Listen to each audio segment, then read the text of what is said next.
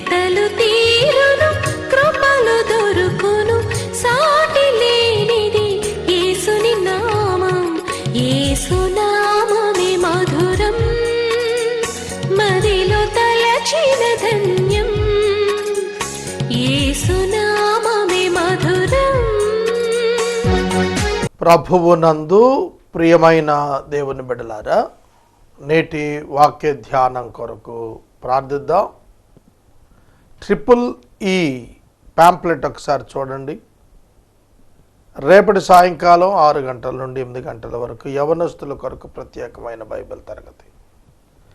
ఆధ్యాత్మికంగా, మానసికంగా, సామాజికంగా అభివృద్ధి చెందటానికి ఒక బలమైనటువంటి వాక్య సందేశం. సెక్యులర్ వాల్యూస్ని బిబ్లికల్ అప్లికేషన్తో తెలియచేసేటువంటి కార్యక్రమం. దీనికి మిమ్మల్ని ప్రేమతో ఆహ్వానిస్తున్నాము. ప్రార్థన. మమ్మల్ని మిక్కిలిగా ప్రేమిస్తున్న తండ్రి, వందనాలు, స్తోత్రాలు. నేటి వాక్యము ద్వారా మాతో మాట్లాడండి.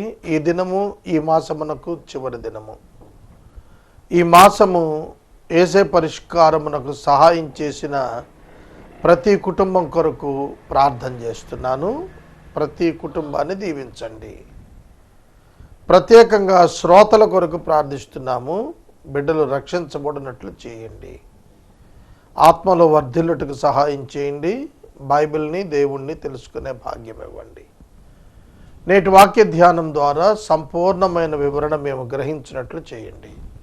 యేసునామమున ప్రార్థిస్తున్నాము తండ్రి, ఆమేన్. ప్రియమైన దేవుని బిడ్డలారా, పేతురు వ్రాసిన మొదటి పత్రిక 1వ అధ్యాయము 22వ వచనము నుండి 24వ వచనము వరకు ఉన్న వాక్య భాగములో నుండి కొన్ని విశేషమైన మాటలు మీ ముందు ఉంచుతాను.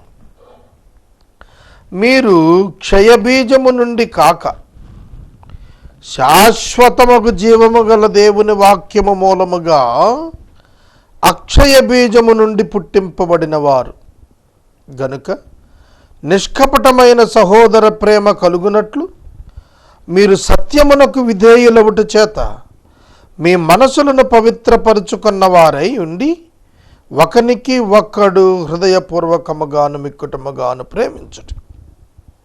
ఏలయనగా సర్వ శరీరులు గడ్డిని పోలిన వారు, వారి అందమంతయు గడ్డి పువ్వు వలె ఉన్నది. గడ్డి ఎండును, దాని పువ్వును రాలును, అయితే ప్రభువు వాక్యము ఎల్లప్పుడూ నిలుచును. మీకు ప్రకటింపబడిన సువార్త ఈ వాక్యమే. క్షయబీజము, అక్షయ బీజము. బీజము అంటే విత్తనం. క్షయబీజము, అక్షయ బీజము. క్షయత అంటే పెరిషింగ్, నాశనమయ్యే లక్షణాలు కలిగినది, కనుమరుగైపోయేటువంటి లక్షణాలు కలిగినది. అక్షయత అంటే నాన్ పెరిషబుల్, ఎన్నటికి నశించక నిత్యం అట్లే ఉండున్నది, శాశ్వతము, ఏకరీతిగా ఉండేటటువంటిది. దేవుని వాక్యము ఇటర్నల్ వర్డ్ ఆఫ్ గాడ్. ఈ ఇటర్నల్ వర్డ్ ఆఫ్ గాడ్ నిత్య వాక్యము, సత్య వాక్యము, దేవుని వాక్యము. ఈ లోకము నిత్యము కాదు, శాశ్వతము కాదు. It is a perishing world. క్షయమైనది ఈ లోకం. ఈ క్షయమైనటువంటి లోకములో జన్మించిన మనం అక్షయమైన వారుగా ఉండాలి. That is the God's eternal plan. అందుకనే దేవుడు మనలను అక్షయమైనటువంటి బీజము చేత పుట్టించాడు. ఆ బీజము వాక్యమే. మనము దేవుని వాక్కు చేత జన్మించబడిన వారము. యోహాను సువార్త 3వ అధ్యాయంలో ఒకడు నీటి మూలముగాను ఆత్మ మూలముగాను జన్మించిన వాడు కాకపోతే పరలోక రాజ్యంలో ప్రవేశింపడు అన్నాడు. మనము మన యొక్క జన్మ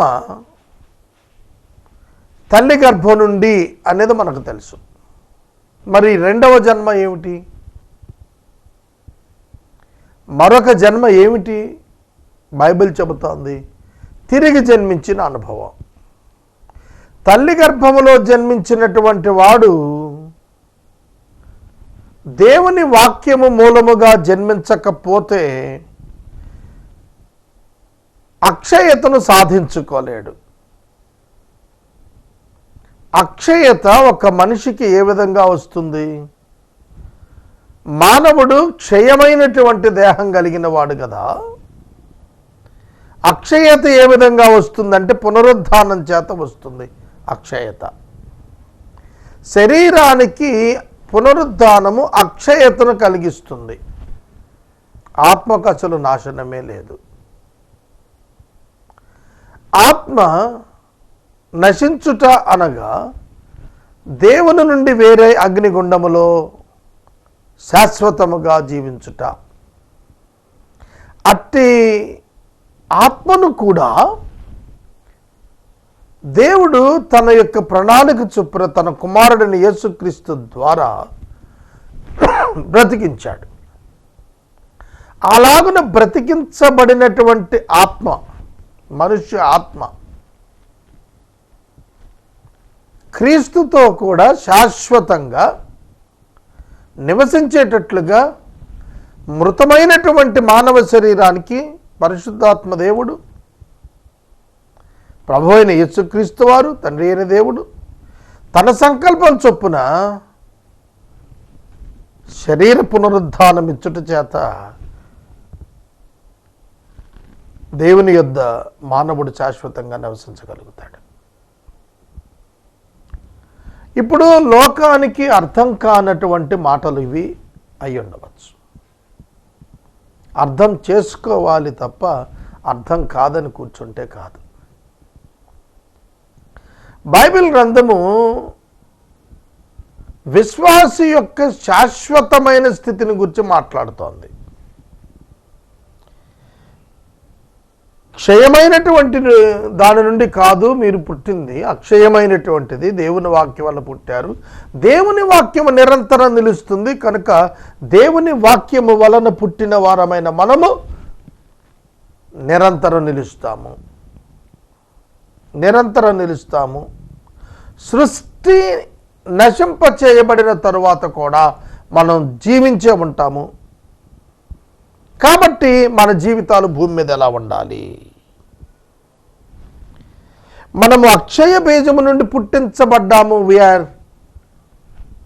we are belongs to God and his word. కాబట్టి మన లైఫ్ భూమి మీద చాలా ప్రత్యేకంగా ఉండాలి. ఎలా ప్రత్యేకత అంటే నిష్కపటమైన సహోదర ప్రేమ. నిష్కపటమైన సహోదర ప్రేమ మనలో కలుగునట్లుగా ఉండాలి. ఎట్లా కలుగుతుంది? అది సత్యమునకు విధేయులవుట చేత కలుగుతుంది. నిష్కపటమైన సహోదర ప్రేమ ఎప్పుడు వస్తుందంటే మనము సత్యమునకు విధేయులమైనప్పుడు, మనస్సులను పవిత్రపరుచుకున్నప్పుడు, మిక్కుటమైన హృదయపూర్వక ప్రేమ కనపరిచినప్పుడు వస్తుంది. నిష్కపటమైనటువంటి సహోదర ప్రేమ. ఇది వచ్చిన ఒకసారి ఇంగ్లీష్ బైబిల్లో కూడా చదువుదాం. Having purified your souls by your obedience to the truth for a sincere brotherly love. Love one another earnestly from a pure heart, since you have been born again, not of perishable seed but of imperishable, through the living and abiding word of God. దేవుని యొక్క శాశ్వతమైనటువంటి వాక్యము చేత మనము పుట్టించబడ్డాము గనుక మనము దాని యందు విశ్వాసం ఉంచినందున దేవుడు మనలను విశేష కనికరము చొప్పున తిరిగి జన్మింపచేశాడు. దేవుడు తన విశేష కనికరము చొప్పున మనలను తిరిగి జన్మింపచేశాడు. అపరాధముల చేత పాపముల చేత మన ఆత్మ యందు మనము నిర్జీవులమై ఉండగా, చచ్చిన వారమై ఉండగా, యేసుక్రీస్తు ప్రభువుతో కూడా దేవుడు మనలను లేపాడు. స్పిరిచువల్ రిజరక్షన్ ఇన్ స్పిరిట్ ప్రభు ఇచ్చాడు. అందుకే మనం నిష్కపటమైన సహోదర ప్రేమ, హృదయపూర్వకమైనటువంటి సహోదర ప్రేమ, పవిత్రమైనటువంటి మనస్సుతో కూడినటువంటిదిని, సత్యమునకు విధేయులయ్యేటువంటి మనస్సాక్షి కలిగి జీవించుట ద్వారా మనం అక్షయ బీజము నుండి కలిగిన వారమని తెలుస్తుంది. క్షయ బీజము నుండి కలిగిన మానవ జీవితాలు, క్షయత కొరకు పరుగులెత్తుచున్న మానవ జీవితాలు తమ యొక్క భౌతిక జీవిత కాలంలో కనపరచలేకపోయినటువంటి నిష్కపటమైనటువంటి సహోదర ప్రేమ, హృదయపూర్వకమైన సహోదర ప్రేమ, పవిత్రమైనటువంటి మనస్సు కేవలం అక్షయమైన వాక్యము నుండే కలుగుతాయని మనం తెలుసుకోవాలి. మనం రక్షించబడ్డాము, మన ప్రేమలో కపటం ఉండరాదు. నీకు కలిసి వస్తుంది ఆర్థికంగా, ఒక వ్యక్తి వల్ల నీకు మేలే కలుగుతుంది అన్నప్పుడు ఆ వ్యక్తి పట్ల కనపరిచేటువంటి ఇష్టము, ప్రేమ అది వేరు. అది కపటము. నిష్కపటముగా ఉండాలి నీ సహోదర ప్రేమ. దేనిని ఆశించినటువంటిదిగా ఉండాలి నీ సహోదర ప్రేమ. కనుక ఈ నిష్కపట్యమైనటువంటి సహోదర ప్రేమ యేసుక్రీస్తు ప్రభువు నుండి మాత్రమే ప్రవహిస్తుంది. కనుక వాక్యమునకు విధేయులమైనప్పుడు సహోదర ప్రేమలో నిష్కపటత కనపరుచుట మనం అభ్యాసమునకు ఎదగగలుగుతాము. ఇది వాస్తవం. దేవుని వాక్యానికి లోబడినప్పుడు, దేవుని కట్టడలకు లోబడినప్పుడు మనం ఆత్మ సంబంధమైన బలవంతులంగా చేయబడతాము. సత్యానికి విధేయులవ్వాలి. సత్యం అంటే వాక్యమే. వాక్యానికి విధేయులం కావాలి. వాక్యాన్ని విస్తారంగా ధ్యానము చేయాలి. వాక్యము వెళ్ళడగుట తోడనే వెలుగు పుడుతుంది. ఆ వాక్యము మనలను బలపరుస్తుంది. ఆ వాక్యము మనలను సజీవులుగా చేస్తుంది, బ్రతికింపజేస్తుంది. ఆ వాక్యము మన త్రోవలకు వెలుగై ఉంటుంది, మన పాదమునకు దీపంగా ఉంటుంది. ఆ వాక్యము చేత మనం నడిపించబడాలి. ఆ వాక్యము విశ్వాసమునకు కర్త అయినటువంటి క్రీస్తు, కొనసాగించువాడైన క్రీస్తు, విశ్వాసమునకు కర్త వాక్యమే, కొనసాగించేది కూడా వాక్యమే. The word of God, Jesus Christ. గడ్డి పువ్వు వంటి సర్వశరీరులు, రాలిపోయేటువంటి జీవితాలు కలిగినటువంటి మానవులకు దేవుడు వాక్యాన్ని ఇచ్చాడు. వాక్యం ఎల్లప్పుడూ నిలుస్తుంది. వాక్యమునకు అంతము లేదు. ఆకాశము భూమి గతించిపోయినప్పటికీ నా మాటలలో సున్న అయినా పొల్లు అయినా తప్పిపోదు, అవి నిరంతరం నిలుస్తాయని ప్రభువు సెలవిచ్చారు. దేవుని వాగ్దానములు నిరంతరము నిలిచేటువంటివి. తన వాగ్దానము చొప్పున దేవుడు మనలను స్వీకరించాడు. అది శాశ్వత కాలము అట్లే ఉంటుంది. ఎందరూ ఆయన యొద్దకు వచ్చారో వారందరినీ స్వీకరించుటకు, చేర్చుకొనుటకు, ఆదరించుటకు ఆయన మనసు కలిగినటువంటి వాడు. ఆయన గొర్రెలను ఆయన చేతుల నుండి ఏది అపహరించలేదని ఆయన సెలవిచ్చాడు. ఆయన గొర్రెలు ఆయన బాధ్యతే. మనము ఆయన యొక్క గొర్రెగా, ఆయన కాపరిగా ఉన్నప్పుడు మనం ఆయన బాధ్యత, మన సంరక్షణ ఆయన బాధ్యత, మన పోషణ ఆయన బాధ్యత, మన నివాస స్థానం ఆయన బాధ్యత, మన యొక్క జీవితము ఆయన బాధ్యత. అందుకనే ఈ ప్రకటించబడిన సువార్త వాక్యము అన్నాడు. And this word is the good news that was preached to you. The word is the good news, the word is the good news. మనకు ప్రకటించబడిన సువార్త యేసును గూర్చినది, అది యేసే. We're preaching the Christ, not the word. ఉట్టి మాట కాదు మనం ప్రకటిస్తోంది, క్రీస్తుని ప్రకటిస్తున్నాము. క్రీస్తు అంటే వాక్యమే. కనుక వాక్యము మనలను ఏ విధంగా చేస్తుందంటే నిష్కపటమైనటువంటి హృదయం కలిగిన వారిగా, సంపూర్ణ హృదయపూర్వక ప్రేమ కలిగిన వారిగా చేస్తుంది. సమాజమును ప్రేమించటం దేవుడు మనకిచ్చినటువంటి గొప్ప భాగ్యము, బాధ్యత. ఒక విషయాన్ని ఈ సందర్భంలో చెబుతాను, జాగ్రత్తగా వినండి. మానవులు దేవుని యొక్క బిడ్డలను, వారి ప్రేమను అర్థం చేసుకోలేరు.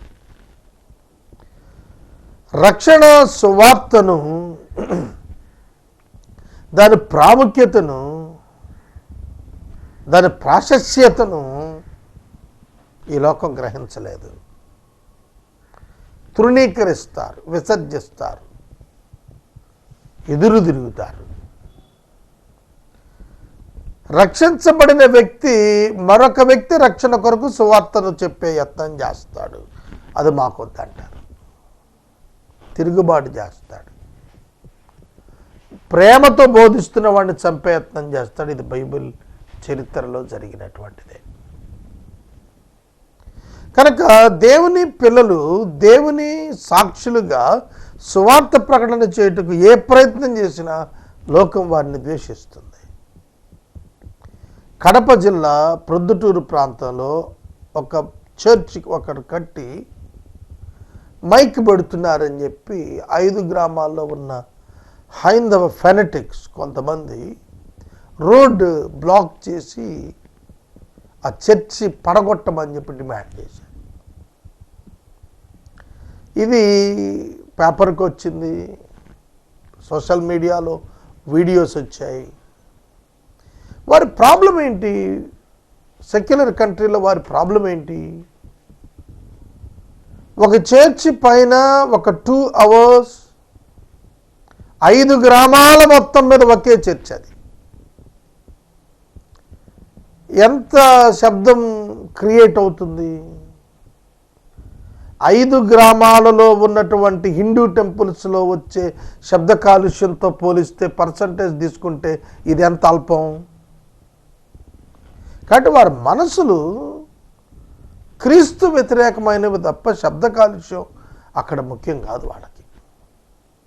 They don't want the gospel, they don't want the Christ. వాళ్ళకి క్రీస్తు అక్కర్లేదు, వాక్యం అక్కర్లేదు. కనుక కాన్స్టిట్యూషన్ తీసుకెళ్ళి కాళ్ళతో దొక్కేస్తారు. ఇవాళ అదే వ్యక్తులు అక్రమ కట్టడాలుగా ఉన్న ప్రతి హైందవ దేవాలయాన్ని తొలగించాలని యాజిటేట్ చేయగలుగుతాడా? చేయలేడు. సౌండ్ పొల్యూషన్ క్రియేట్ చేస్తున్నటువంటి హిందూ టెంపుల్స్ మీద ఉన్న మైక్ సెట్స్ తీసేయమంటే తీసేయమని యాజిటేట్ చేస్తాడా? చేయలేడు. అది ఇంపైనదిగానే ఉంటుంది అతనికి. ఇక్కడ నేను నిష్కపటమైన ప్రేమ గురించి చెబుతున్నాను కనుక ఈ మాట చెప్పాల్సి వస్తుంది. లోకానికి నిష్కపటమైన ప్రేమ తెలియదు, కపటంగానే ఉంటుంది వాళ్ళ ప్రేమ. అది లోకం కాబట్టి. ఎందుకంటే అది క్షయబీజం నుండి వచ్చింది. అది one day they will perish, వాళ్ళు నశిస్తారు. కానీ అది నశించని వారమైన మనము నశిస్తున్న వారి కొరకు ఏం చేయాలా? శ్రమపడుట ఒక్కటే మార్గం. శ్రమపడుట ఒక్కటే మార్గం సువార్తీకరణలో. కనుక క్రీస్తు సువార్త ప్రకటించు నిమిత్తము ప్రయాసము, హింస దేవుని యొక్క ఏర్పాటులోనివే. అయినప్పటికీ కూడాను ప్రభువు నిమిత్తము సాక్షులుగా జీవించటానికి అనేకులు హతసాక్షులయ్యారు. హెబ్రీ పత్రిక 11వ అధ్యాయం చివరి వచనాల్లో సంఘము ఎట్లా హతసాక్షులయ్యారో వ్రాయబడింది. క్రైస్తవునికి శ్రమలు దేవుడిచ్చినటువంటి సిరులు. చాలామంది క్రైస్తవుడికి శ్రమ రాదనుకుంటున్నారు. ఇప్పుడు విత్ ఇన్ ద క్రిస్టియానిటీ క్రైస్తవులకు మధ్యనే పోరాటాలు. ఇవి బయట వారు తీసుకొచ్చే వాటికంటే అత్యధికంగా తయారైపోయాయి. కారణం ఏంటంటే కపటం హృదయంలో ఒకటి, బయటకు ఒకటి. హృదయంలో ధనాపేక్ష, బయటికి ఆత్మల పట్ల భారం. దానికి ఒక పద్ధతి, బిబ్లికల్ వే ఆఫ్ అప్రోచ్ ఇవన్నీ ఉంటాయి అనేది ఎవడు పట్టించుకోవటం లేదు. ఆఖరికి క్రైస్తవుడు మీద దాడి చేయటం సాధారణమైతే క్రైస్తవుడు మీద దాడి చేసుకునే పరిస్థితులు, ప్రొటెక్ట్ చేసుకునే పరిస్థితులు. లిబరలిజం గురించి డాక్టర్ వెర్నాన్ మెగ్గీ అనే ఆయన 1968వ సంవత్సరం మార్చి 20వ తారీఖున న్యూయార్క్ టైమ్స్లో లిబరలిజం, స్వేచ్ఛావాదం పేరిట అపోస్టసీ ప్రారంభమైంది అని తెలియచేశాడు. అపోస్టసీ అంటే యోధా పత్రికలో భ్రష్టత్వము సంభవించిన తరువాత పాప పురుషుడు బయలుపరచబడును అని రాసింది. భ్రష్టత్వాన్ని అపోస్టసీ, విశ్వాస భ్రష్టత్వం అంటారు దాన్ని. అపోస్టసీ అంటే విశ్వాస భ్రష్టత్వం, అది మొదట సంభవిస్తుంది. ఇవాళ సంఘాల మధ్య, సేవకుల మధ్య జరుగుతున్నటువంటి పరిస్థితులు మనందరికీ తెలుసు. వీటి యొక్క ఉద్దేశాలు దేవునికి తెలుసు, వారికి తెలుసు. ప్రజలకు భిన్నంగా తెలియచ్చు, లేదంటే వాస్తవాలు కూడా తెలియచ్చు. అది మిక్కుటమైన సహోదర ప్రేమ కాదు, నిష్కపటమైన సహోదర ప్రేమ కాదు, హృదయపూర్వకమైన సహోదర ప్రేమ కానే కాదు. వారి లాభం కొరకు, వారి యొక్క బెనిఫిట్స్ కోసం చేసేటువంటిది. కనుక అంతిమ దినాలలో నోవహు దినాలు చూస్తాం మనం, లోతు దినాలు చూస్తాం మనం. అపోస్టసీ 1968లోనే ప్రారంభమైనట్లుగా ఆనాటి క్రైస్తవ్యం గుర్తిస్తే ఇప్పటికి 50 సంవత్సరాలు అయింది. 50 ఏళ్లలో మరింత పెరిగిపోయి ఉంటుంది. ఇవాళ believers internal transfers among the churches అపోస్టసీలో భాగమే. క్రీస్తునందు మీకు 10,000 మంది ఉపదేశకులు ఉన్నను తండ్రులు అనేకులు లేరు. క్రీస్తు యేసునందు సువార్త చేత మిమ్మలను కంటిని అన్నాడు పౌలు. కనుక ప్రభువులోకి నిన్ను నడిపించినటువంటి వ్యక్తిని విడిచిపెట్టి నీ యొక్క సంఘాన్ని విడిచిపెట్టి పరుల సంఘానికి పరుగులెత్తేటువంటి దినాలు అపోస్టసీలో భాగం, విశ్వాస భ్రష్టత్వంలో భాగం. కనుక ఇది మనం ఇవాళ చాలా తేలిగ్గా తీసుకున్నాము. సర్వశరీరులు గడ్డిని పోలి ఉన్నారని చెప్పినప్పుడు విశ్వాసుల మధ్యలో ఇటువంటి అక్రమ జీవితాలు వస్తున్నాయి అనంటే ఎక్కడో వారి రక్షణను ప్రశ్నించాల్సిన సందర్భం ఏర్పడుతోంది. సహోదరి, క్రైస్తవుడు అక్షయమైన బీజము చేత పుట్టించబడ్డవాడు అని నిజంగా గనక తను అంగీకరిస్తే నిష్కపటమైన ప్రేమ కలిగి ఉన్నాడో లేదో చూసుకోవాలి. నిష్కపటమైనటువంటి ప్రేమ లేకపోతే, శుద్ధమైన హృదయము లేకపోతే,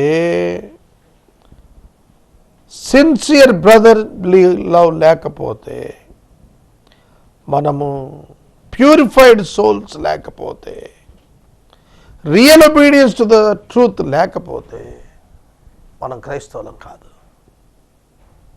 బీసీసీ సర్టిఫికేట్ ఉంటే క్రైస్తవుడు కాదు, మారు మనసు పొందితేనే క్రైస్తవుడు, రక్షణ పొందితేనే క్రైస్తవుడు. రక్షణ పొందకుండా క్రైస్తవులం కాలేము. ఆత్మలో పుట్టకుండా, ఆత్మలో జన్మించకుండా మనం క్రైస్తవులము కాలేము. మీ జీవితాన్ని పరీక్షించుకోండి. ప్రధానంగా నాయకత్వంలో ఉన్నటువంటి క్రైస్తవ్యం తమను తాము పరీక్షించుకోవాలి. లోకానికి సంఘానికి మధ్యన ఉన్న ఆ సన్నని గీత, క్షయతకు అక్షయతకు మధ్యన స్లోగా ఉన్న ఆ సన్నటి గీత వెళ్ళే కొలది చాలా పెద్ద గల్ఫ్ అవుతుంది. ఆ డైరెక్షన్సే మారిపోతాయి, వారి గమ్యాలు మారిపోతాయి. అందుకనే వాక్యం ఏం చెప్తున్నదంటే, సువార్త ఏం చెప్తుందంటే, మీరు ప్రేమ కలిగి ఉండండి, మనసును పవిత్రపరచుకోండి, సత్యానికి విధేయులు అవ్వండి, నిష్కపటమైన ప్రేమ కలిగి ఉండండి. అప్పుడే మనం క్రైస్తవులమని పిలిపించుకోవటానికి యోగ్యులంగా ఉంటాము.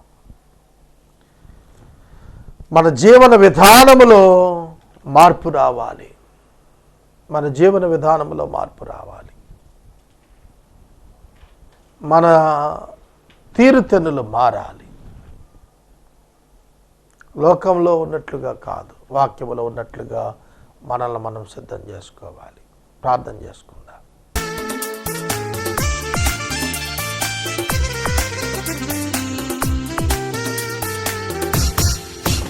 అన్ని నామముల కన్న పైనామము యేసుని నామము. ఎన్ని తరములకైనా ఘనపరచతగినది క్రీస్తేసు నామము. అన్ని నామముల కన్న పైనామము యేసుని నామము. ఎన్ని తరములకైనా ఘనపరచతగినది క్రీస్తేసు నామము. యేసునామము జయం జయము, సాతాను శక్తి లయం లయము. యేసునామము జయం జయము, సాతాను శక్తి లయం లయము. హల్లెలూయా హోసన్నా హల్లెలూయా, హల్లెలూయా ఆమేన్. హల్లెలూయా హోసన్నా హల్లెలూయా, హల్లెలూయా ఆమేన్. అన్ని నామముల కన్న పైనామము యేసుని నామము. ఎన్ని తరములకైనా ఘనపరచతగినది క్రీస్తేసు నామము.